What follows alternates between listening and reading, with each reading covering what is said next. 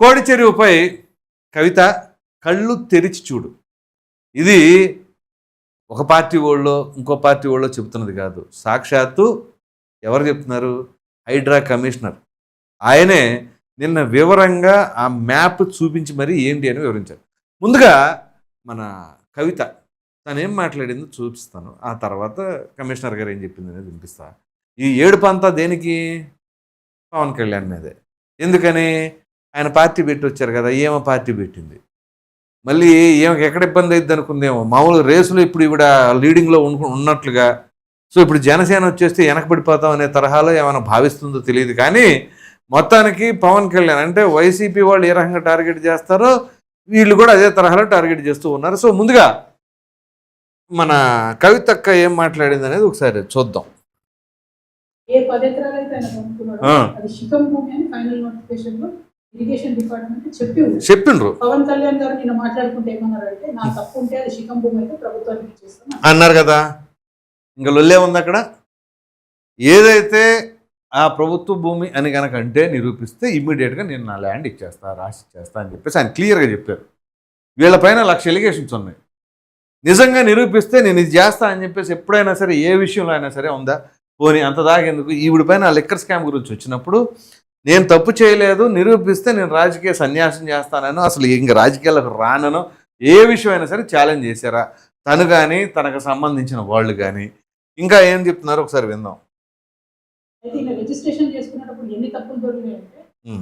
ఇక్కడ ఆపాల్సిందే. రిజిస్ట్రేషన్ చేసినప్పుడు ఎన్ని తప్పులు దొరినాయి, మరి రిజిస్ట్రేషన్ ఎప్పుడు జరిగింది?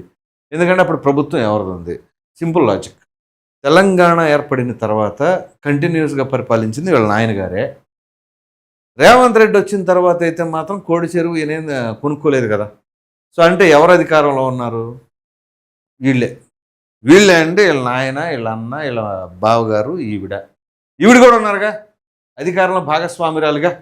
మరి అటువంటిప్పుడు సరే ఇప్పుడు వాళ్ళు వేరు వీళ్ళు వేరు అని అనుకుంటూ మొత్తానికి మీరు అప్పుడు అక్కడే ఉన్నారు కదా, మరి అప్పుడు ఏం చేశారు మీరు అని కూడా తెలంగాణ ప్రజలు ప్రశ్నిస్తున్నారు.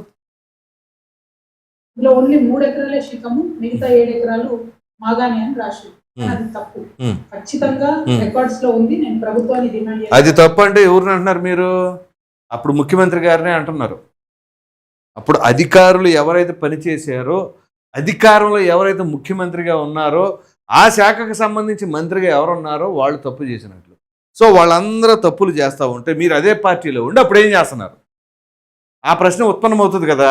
మరి ఇవాళ వచ్చేసి కొత్తగా పార్టీ పెట్టేసి మెడలో ఏదో వేరే రంగుల జెండాలు వేసేసుకొని తప్పు చేశారు అని అంటే, అప్పుడు తప్పు చేసినప్పుడు మీరు అక్కడ లేరనుకోండి, ఎవరు ప్రశ్నించరు. ఇవాళ వచ్చేసి మీరు మాట్లాడితే దాన్ని ఎలా ఆలోచించాలి? ఇరిగేషన్ రికార్డులో 10 acres శిఖం భూమి అని ఉన్నది.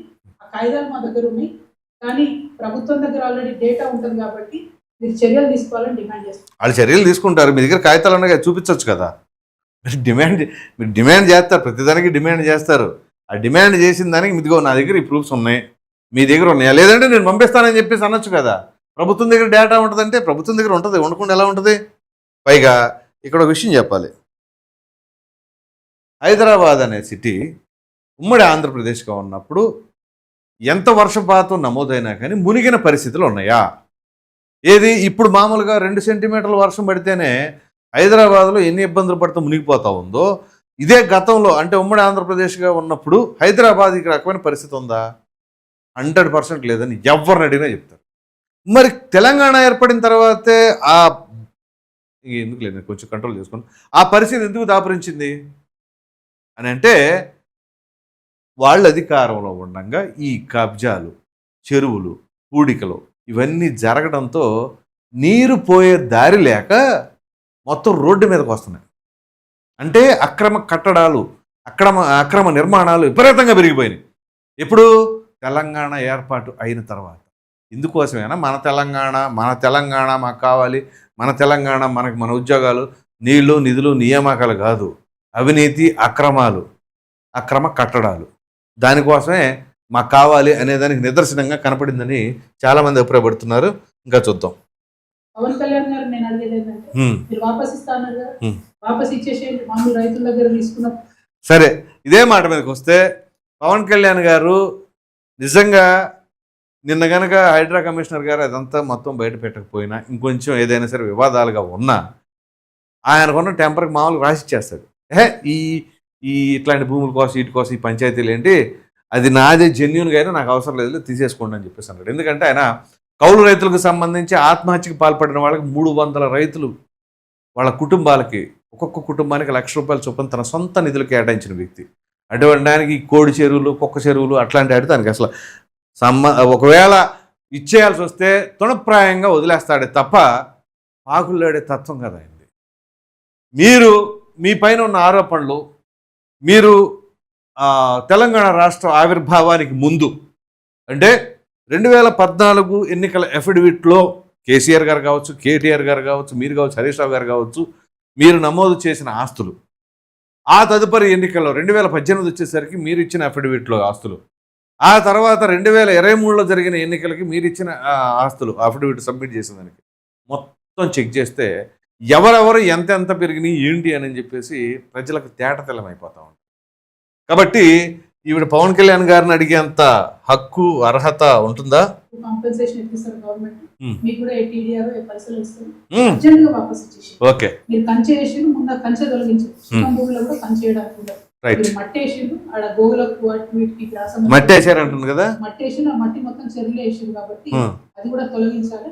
తక్షణమే మీరు వాపస్ ఇవ్వాలని చెప్పి నేను పవన్ కళ్యాణ్ గారు. ఇంకా నయం, ఇప్పుడు హైదరాబాద్ మునిగిపోతుందంటే ఈ కోడి చెరువులో మట్టి వేయటం వల్లే అని చెప్పి సన్నల చెరువు కవిత గారు. అందుకనే మీలాంటి వాళ్ళ గురించి కళ్ళు తెరిపించడానికి, ప్రజలకు వాస్తవం తెలియజేయడానికి హైడ్రా కమిషనర్ అయినటువంటి రంగనాథ్ గారు గట్టిగా పవర్ పాయింట్ ప్రెజెంటేషన్తో చూపించారు.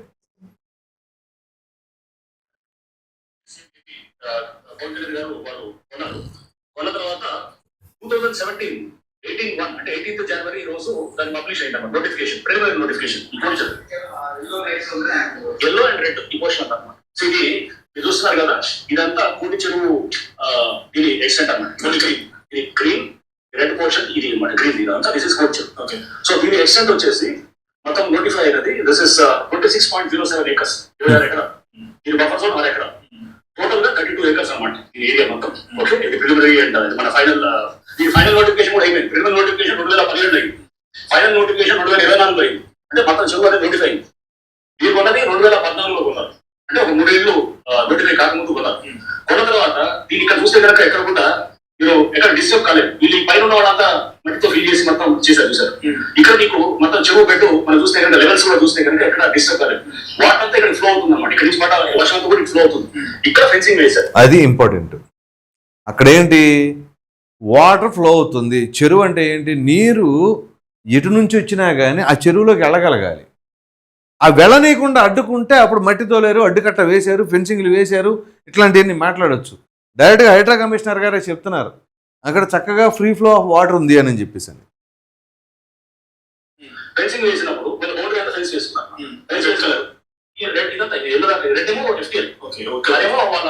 అది పట్టాలి మామూలుగా వాడుకోవచ్చు. ఇది FTL లో ఉంది. చెరువు వాళ్ళ ల్యాండ్ వాళ్ళ ఏరియాలో ఉన్నది. దీనికి ఫెన్స్ వేయడం, ఆ ఫెన్స్ కూడా వాళ్ళ వాటర్ పర్మిట్ చేస్తున్నారు. అంటే పైనుంచి పడ్డ వాటర్ అంతా కూడా ఉంది. ఎప్పుడైతే కనుక వాటర్ ని బ్లాక్ చేస్తే అది తప్పు అవుతుంది అన్నమాట. వీళ్ళు వాటర్ ఫ్లో దగ్గర బ్లాక్ చేయలేదు. అంటే నీళ్ళు ఇదంతా కాపాడుతుంది, ఇదంతా మీకు చెరువు ఇదంతా వస్తుంది అన్నమాట వాటర్. సో అంటే యాజ్ ఇట్ ఈస్ అలానే ఫెన్సింగ్ వేయడం ఒకటి వాళ్ళ ల్యాండ్ ని కాపాడుకోవాలి. ఈ పైన ఎవరో ఉన్నారు యాజ్ ఇట్ ఈస్ గా అట్లాగే ఉంచారు, ఒక ఫెన్సింగ్ మాత్రమే వేశారు, వాటర్ ఫ్రీ ఫ్లో ఉంది, ఎక్కడ వాటర్కి అడ్డుకట్ట వేయలేదు అని క్లియర్ కట్గా చెబుతుంటే కవిత గారు మాత్రం కంప్లీట్ పాలిటిక్స్. ఎండాకాలంలో ఏమవుతుంది, చెరువు నీళ్ళు ఉండవు కదా, యాక్చువల్లీ ఎవరు అటు ఇటు అవ్వకుండా మార్క్ చేసినట్టు బౌండరీస్. సో అది ఫెన్స్ వేసుకున్నారు. సో జరిగింది అది. సో దీంట్లో వాటర్ బాడీస్ ఉంది, FTL పవన్ కళ్యాణ్ గారి ల్యాండ్ లో ఉంది వాటర్ బాడీస్. సో అదే ప్రాబ్లం లేదు. అది విన్నారా కవిత గారు, అది ప్రాబ్లం లేదు, ఆయన ల్యాండ్ అలా ఉంది, దాని లిమిట్స్ అలా ఉన్నాయి అని చెప్పేసి క్లియర్ కట్గా చెప్పారు. కాబట్టి ఇంకా మనం రాజకీయం చేద్దాం, దానివల్ల రాజకీయ లబ్ధి పొందుదాం. ఎప్పుడో రాష్ట్రం ఆవిర్భావానికి ముందు కనుక ఆంధ్ర వాళ్ళు ద్రోహులు, ఆంధ్ర వాళ్ళు అది, ఆంధ్ర వాళ్ళు ఇది అని ఆ ద్వేషంతో సస్టైన్ అయినటువంటి పార్టీ ఇప్పుడు ఆ ఫ్లేవర్ ఎప్పుడైతే టీఆర్ఎస్ను బీఆర్ఎస్ అని మార్చారో వాళ్ళకి ఉనికే ప్రమాదం కలిగింది. ఇక ఇప్పుడు ఇట్లా జరుగుతుందని చెప్పేసి ఈవిడ వచ్చేసి టీఆర్ఎస్ అని తెలంగాణ రాష్ట్ర సేన అని పెట్టారు. చివరికి అదేమో ఎలక్షన్ కమిషన్ తిప్పికొట్టింది. అలా కాదు, మీరు పార్టీ పేరు మార్చుకోండి అని. సో ఇవన్నీ కాదు, మన కామన్ ఎజెండా ఏంటి అంటే ఆంధ్ర నాయకులను, ఆంధ్ర పాలకులను దుమ్మెత్తి పోసుకుంటా ఉంటే మనకు కొంచెం ఇక్కడ మైలేజ్ పెరుగుద్ది అనుకుంటే అది మూర్ఖత్వం, చివరికి అది పొరపాటుగా ఎవరి గుయ్యి వాళ్ళు తీసుకున్నట్లుగా ఉంటుంది అని చెప్పేసి అయితే రాజకీయ చరిత్రలో కనపడతా ఉంది. మరి ఈ వీడియో పైన మీ అభిప్రాయం ఏంటి? కవిత ఇప్పటికైనా కళ్ళు తెరుస్తారా లేదా, ఏమనుకుంటున్నారో అనేది మాత్రం కామెంట్ సెక్షన్లో తప్పకుండా తెలియజేయండి.